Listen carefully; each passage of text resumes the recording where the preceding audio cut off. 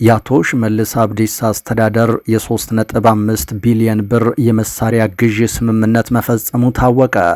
ይህ የጦር መሳሪያ የሚቀርበው ደግሞ ከፊልድ ማርሻል ብርሃኑ ጁላ ተቋም መሆኑ አነጋጋሪ ሆኗል። ዝርዝሩን ትሰሙታላችሁ። በሌላ በኩል በባህር ዳር የምክክር ኮሚሽኑ አጀንዳ ማሰባሰብ ጀመርኩ ብሏል። ኮሚሽነሮቹ ተዋርደናል ያሉ ሲሆን አልተወከልንም እንዳትሉ ታጣቂዎች አጀንዳችሁን አቅርቡ የሚሉ ንግግሮችን አቅርበዋል። የፋኖ ኃይሎች በዚህ ጉዳይ ላይ ምላሽ ሰጥተዋል። ዝርዝሩን ትሰሙታላችሁ። ጠቅላይ ሚኒስትር አብይ አህመድ ጻፉት በሚል የተሰራጨው ደብዳቤ መነጋገሪያ ሆኗል። ሌላ ጣጣም ይዞ ብቅ ብሏል። በዝርዝር ይዘነዋል። ሰላም ጤና ይስጥልን። በመላው የዓለም ክፍል ሆናችሁ ዝግጅታችንን የምትከታተሉ ክቡራትና ክቡራን አድማጭ ተመልካቾቻችን ከኢትዮስ ሚዲያ ለዚህ ሰዓት ያዝናቸውን አዳዲስ መረጃዎች ይዘን ቀርበናል። ለቻናሉ አዲስ የሆናችሁ ካላችሁ ሰብስክራይብ አድርጉ፣ ቪዲዮውንም ላይክ እና ሼር በማድረግ ጀምሩ። በቀጥታ ወደ መረጃዎቹ አለፍን። እስከ መጨረሻው ተከታተሉን። በባህር ዳር የምክክር ኮሚሽኑ አጀንዳ ማሰባሰብ ጀመርኩ ብሏል። ኮሚሽነሮቹ ተዋርደናል፣ ኮሚሽኑ ሶስተኛው አድዋ ነው፣ እንደ ህገ መንግስቱ አልተወከልንም እንዳትሉ ታጣቂዎች አጀንዳችሁን አቅርቡ የሚሉ ንግግሮችን አሰምተዋል። የፋኖ ኃይሎችም በጉዳዩ ላይ ምላሽ ሰጥተዋል። በዚህ ነባራዊ ሁኔታ ውስጥ በተለያዩ የክልሉ አካባቢዎች የሚፈጸሙ ጥቃቶች አሁንም እንደቀጠሉ ናቸው። በሀገሪቱ በመሰረታዊነት በተቃውሞ ጎራ ውስጥ ያሉ ፓርቲዎችን ያላካተተው ነፍጥ አንግበው አገዛዙን የሚታገሉ ኃይሎች ውድቅ ያደረጉት ይህ ኮሚሽን ዛሬ ባህር ዳር ላይ ከ6000 በላይ ሰዎችን በማሰባሰብ የአጀንዳ ልየታና የክልሉ ተወካዮችን መረጣ ጀምሬያለሁ ሲል አሳውቋል። በብልጽግናው ፓርላማ የተቋቋሙ የብልጽግና በጀት ተመድቦላቸው እየሰሩ የሚገኙ የኮሚሽኑ ሹመኞች ያደረጓቸው ንግግሮች ደግሞ ለታጣቂዎች ጥሪ እናቀርባለን፣ የአማራ ሕዝብ እንደ ከዚህ ቀደሙ አልተወከልኩም እንዳይል፣ ኢትዮጵያ ተዋርዳለች፣ ዛሬ ታሪክ ተሰርቷል፣ እኛ ሶስተኛው አድዋነን ወዘተ የሚሉት ይገኙበታል። ይህንን ኮሚሽን በተመለከተ ከፋኖ ኃይሎች በኩል ከዚህ በፊት በተደጋጋሚ ውድቅ የሚያደርጉ ምላሾች ሲሰጡ ነው የቆዩት። ከሰሞኑም የፋኖ አመራሩ አርበኛ አስረስ ማረ ዳምጤ ኮሚሽኑን የፖለቲካ ደላላ ሲሉ ገልጸው ባህር ዳር ላይ የሚደረግ ስብሰባ የሚያመጣው ለውጥ የለም ነበር ያሉት። የሆነው ሆኖ በክልሉ ርዕሰ መዲና ባህር ዳር ይህ ስብሰባ እየተደረገ በሌሎች የክልሉ አካባቢዎች ደግሞ ጥቃቶችና ውጊያዎች ናቸው የነበሩት። ምዕራብ ጎንደር ቋራ ቱመት አቅራቢያ፣ ሰሜን ጎንደር ዛሪማ ቅራቅርና ሰካሃሉ በተባሉ አካባቢዎች፣ ጎጃም ቀጠና ሞጣ ራጢ፣ ሰሜን ሸዋ ጃማ ወንዝና አረርቲ የተፈጸሙ የደፈጣ ጥቃቶችና የደረሱ ሰብአዊ ጉዳቶችም ዕለታዊ አብነቶች ናቸው። በሌላ መረጃ የአቶ ሽመልስ አብዲሳ አስተዳደር የ3.5 ቢሊዮን ብር የጦር መሳሪያ ግዢ ስምምነት መፈረሙ ታወቀ። ይህ የጦር መሳሪያ የሚቀርበው ደግሞ ከፊልድ ማርሻል ብርሃኑ ጁላው ተቋም የመከላከያ ሰራዊቱ ነው። አቶ ሽመልስ አብዲሳ ከሰሞኑ ባሰራጩት መልእክትም ይሁን በተደጋጋሚ በሚያደርጓቸው ንግግሮች የመንግስታቸው ቀዳሚ ኃላፊነት የ4 ኪሎውን አስተዳደር መጠበቅ እንደሆነ ተናግረዋል። ይሄ ዕድል ካመለጠን መቼም አናገኘውም ሲሉ በምርጫም ቢሸነፉ እንደማይወርዱ ያረጋገጡበትን መልእክት የድል ኳሷን ከመቆጣጠር ጋር እያወዳደሩ ነው ማቅረባቸው የሚታወቀው።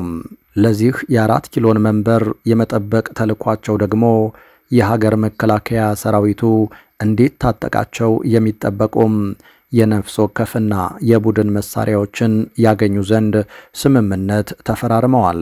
በእርግጥ ባለፉት ዓመታት የኦሮሚያ ክልል መንግስት ኃይሎች የታጠቁትን መሳሪያም የኦሮሞ ወጣቶችን ለመግደል የኦሮሞ ሕዝብን ቀየም የጦር አውድማ ለማድረግ ነው የተጠቀሙበት።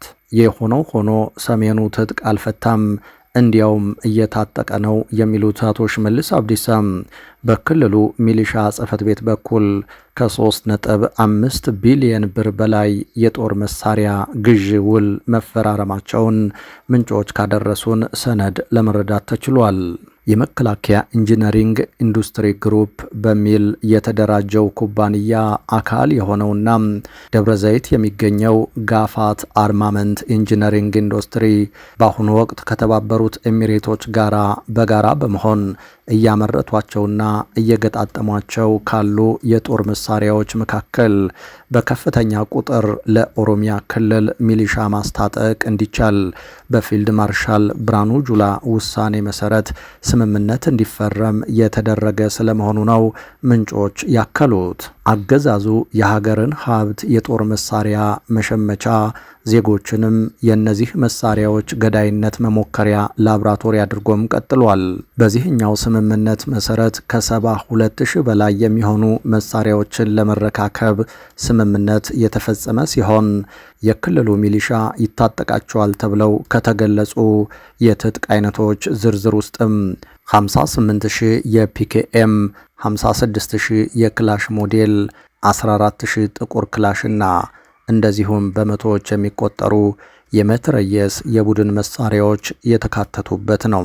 እነዚህ በስምምነቱ የተቀመጡ የነፍስ ወከፍና የቡድን መሳሪያዎች ለሚሊሻ ከሚፈቀድ ውጭ የሆኑ በአሁኑ ሰዓትም የመከላከያ ሰራዊቱ ታጥቋቸው የሚገኝ ናቸው። ከዚህ የመሳሪያና ተተኳሽ ባለፈም ለአቶ ሽመልስ አብዲሳ ኃይሎች የአልባሳት ምርቶችን በመከላከያ ፋውንዴሽን የአዳማ ጋርመንት ኢንዱስትሪ አማካኝነት እንዲቀርብ በብርጋዴር ጀነራል ደረጀ መገርሳ ትዕዛዝ ስለመሰጠቱ ምንጮች ጠቁመዋል። አገዛዙ ለ5 ዓመታት የጦርነት ማዕከል አድርጎ በቀጠለው በኦሮሚያ ክልል አሁን የመግዣ ስልት አድርጎ እየተጠቀመበት የሚገኘው ሌሎች እየመጡብህ ነው አሳልፈህ እንዳትሰጠን የሚለው ይገኝበታል።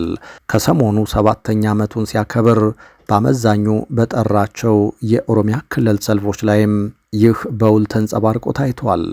በሌላ መረጃ ጠቅላይ ሚኒስትር አብይ አህመድ ስለ ጌታቸው ረዳ ጻፉት በሚል የተሰራጨው ደብዳቤ እያነጋገረ ነው። የብልጽግናው ልሳናት ሐሰተኛ ደብዳቤ መሆኑን ገልጸው ዘግበዋል። የትግራይ ጊዜያዊ አስተዳደር ፕሬዝደንትና የጠቅላይ ሚኒስትር አብይ አህመድ ጉዳይ ላለፉት ሳምንታት መነጋገሪያ ሆኖ የቀጠለ ነው። የብልጽግናው መሪ በኢሜል ፕሬዝደንት ምረጡ ከሚል አዋጃቸው ውጪ በቤተ መንግስት በተደረገው ንግግር አቶ ጌታቸው ረዳ መሰናበታቸው እንዲነገራቸው ከማዘዝ ባሻገር ጀነራል ታደሰ ወረደ ፕሬዝደንት መሆናቸውን በመስማማት ካቢኔያቸውን እንዲያሳውቋቸውን በመግለጽ የተጠናቀቀ ስለመሆኑ መዘገቡ ይታወሳል። ትናንት ከአንድ ድረገጽ ጋር ቆይታ የነበራቸው አቶ ጌታቸው ረዳ ደግሞ አሁንም የትግራይ ክልል ፕሬዝደንት መሆናቸውን ገልጸው መንግስታዊ ሰነዶች ላይ እንደሚፈርሙ አስተዳደራዊ ጉዳዮችንም ካሉበት ሆነው እንደሚመሩ ነገር ግን በዚህ ወቅት በውጭ ሀገር እንደሚገኙና በቅርቡ ወደ ኢትዮጵያ እንደሚመለሱ ይሁን እንጂ ወደ ትግራይ ቢመለሱ የደህንነት ስጋት እንዳለባቸው ማብራራታቸው ይታወሳል። ከዚህ በኋላ ነው እንግዲህ ጠቅላይ ሚኒስትር አብይ አህመድ አቶ ጌታቸው ረዳ የጊዜያዊ አስተዳደሩ ፕሬዝደንት ሆነው እንዲቀጥሉ ደብዳቤ መጻፋቸውን በማህበራዊ ትስስር ገጾች መሰራጨት የጀመረው። መጋቢት 27 2017 ዓ.ም እንደተጻፈ ተደርጎ የቀረበው ደብዳቤ አቶ ጌታቸው ረዳ የትግራይ ክልል ጊዜያዊ አስተዳደር ርዕሰ መስተዳደር ሆነው እንዲቀጥሉ መሾማቸውን ይመለከታል የሚል ርዕስ አለው።